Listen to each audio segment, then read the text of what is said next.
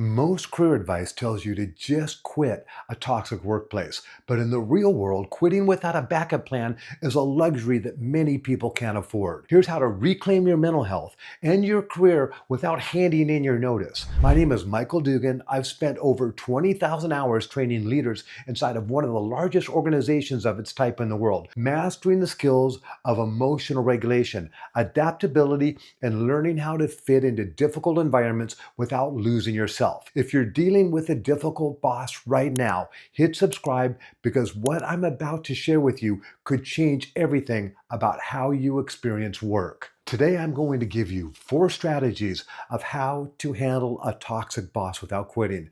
And the last one is going to surprise you. It's going to help you look at your boss in a completely new way. Before we dive into the strategy, let me ask you something. Would you like to know who doesn't like you at your workplace? Here's how you find out who doesn't like you. Because whoever you don't like doesn't like you.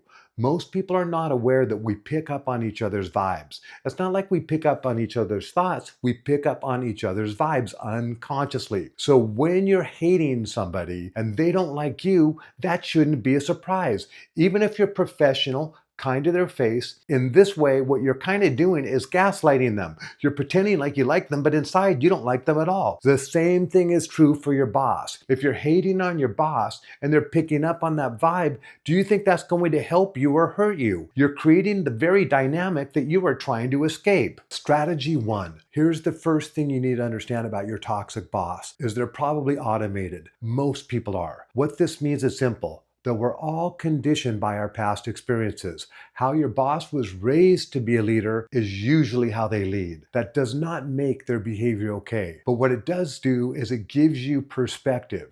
Here's what it teaches us.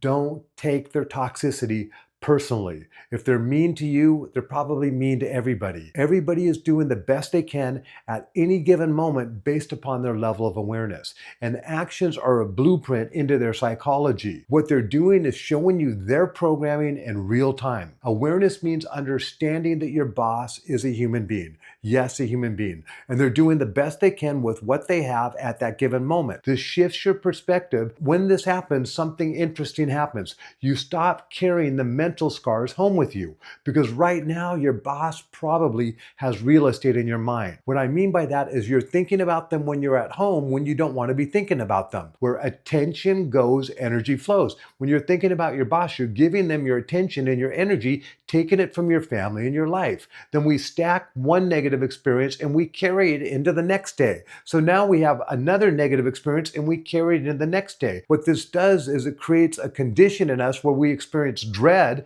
the dread vibe or the fear vibe, and this picks up our boss and it creates a reaction in them. This is exactly what you don't want to do. You want to learn to always have the strongest frequency, the strongest level of awareness, the highest energy in the room. So you want to understand what's going on, and what this is going to do is allow you to stay calm in front of chaos. Strategy 2, master the confront. The second strategy is what I call the confront. You need to be able to confront a situation in a diplomatic manner so that it is receivable. Here's what this looks like in practice. When your boss who's treating you badly, belittling you, or angry at you, you are completely calm. What this does is it short circuits them because they're used to getting a reaction. They're not used to seeing a mature person observe them without reaction. Not in a condescending way, you just observe them from a state of understanding. Here's the key principle. When you judge, you lose influence. And when you understand, you gain influence. There's a fair chance your boss is judging you, but you don't want to judge them back. Otherwise, they'll pick up on it. The second you judge a person, you lose influence. So what you want to do is understand them. Give them permission to be flawed. Give them permission to be angry without judgment. Give them permission to be human. They are going to feel that vibe. Strategy number 3, learn to love them. Now, here's where it gets deep. The third step is learning to love. I've been experimenting with this principle in my life, and it's been working marvelously. Here's the exercise. Who do you demonize the most on the planet Earth today? Who's the person that you think is the worst? Can you practice loving them? Now, some people say no. Okay, in case that's you, let's go to somebody that you mildly dislike. Can you practice loving them? Yes, because love is a skill. People think love is organic. All of us have access to it, and it can be completely camouflaged or disrupted by our ego. When you understand that love is a skill, just like a push-up is a skill, or typing or shooting a bow and arrow is a skill,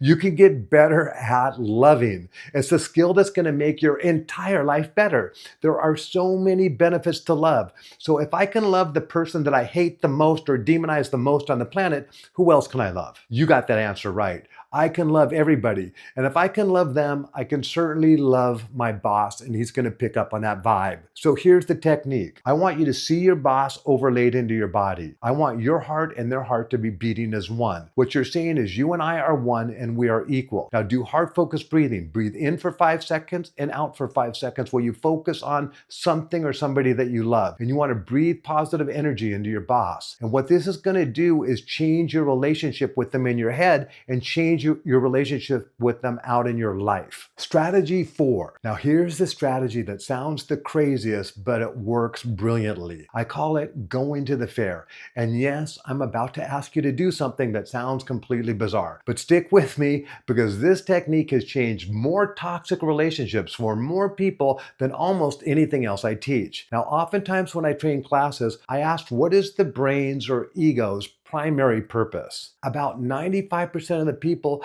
don't know the answer to that. Its primary job is to keep you alive, is to protect you.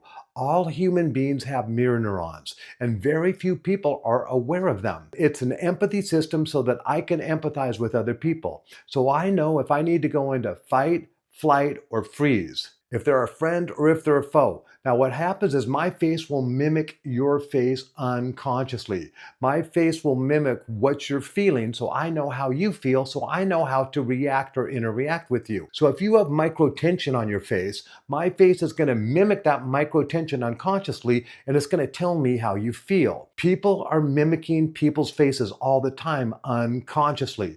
Now Einstein said imagination is more powerful than knowledge. What you want to learn to do is master the skill of imagination, because it's a technique that will help you in so many areas of your life. And going to the fair uses your imagination. I prove out every principle that I teach. I don't just tell you things that I think work, that I read about. No, I've gone to the fair with so many people because I know it works. So if you're in a safe place, if you're not driving or in a place where you could hurt somebody, close your eyes and create an imagined scenario where you and your boss are both about 16 years old and you're both friends.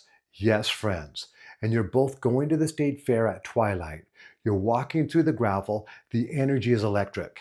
You get up to the gate and you can hear the people and the noises of the arcades, the sound. You go to the arcade and you pick up a softball and you knock over all the milk bottles. Your boss does the same thing. Pretty soon you have this incredible competition between you and your boss. You're both laughing, competing, and you both win the giant stuffed animal. So now you have the stuffed animal, but you just got to the fair and you don't know what you're going to do with it. Then you see a couple attractive people from school, you give your boss a wink and you give them the toy. So now they're carrying the toy. So now you go to get your favorite fair food. It might be a funnel cake, a corn dog, a churro. It's never tasted better. Bon appetit. Then you go to the biggest roller coaster, class 5 roller coaster. The screams are too real. And you both sit in the front of the roller coaster. There's people from school sit behind you. You put your hands straight up in the air. You go up and you go down. You're just feeling G-forces. You get off and you high five your boss. He high fives you. You raise your eyebrows and you smile. And then the next time you look at your boss, something different is going to happen. They're going to look familiar to you because your mirror neurons recognize them and associate them as a friend. So your softened perspective of them is going to soften their perspective of you. This imagined scenario rewires your nervous system and rewires the way you look at them. So what you're literally doing is manipulating their mirror neurons by using your imagination and tying the imagination to an experience that's emotionally laden. Going to the fair, I use it all the time. The daily practice. Unstack the anger. Here's the final bonus piece.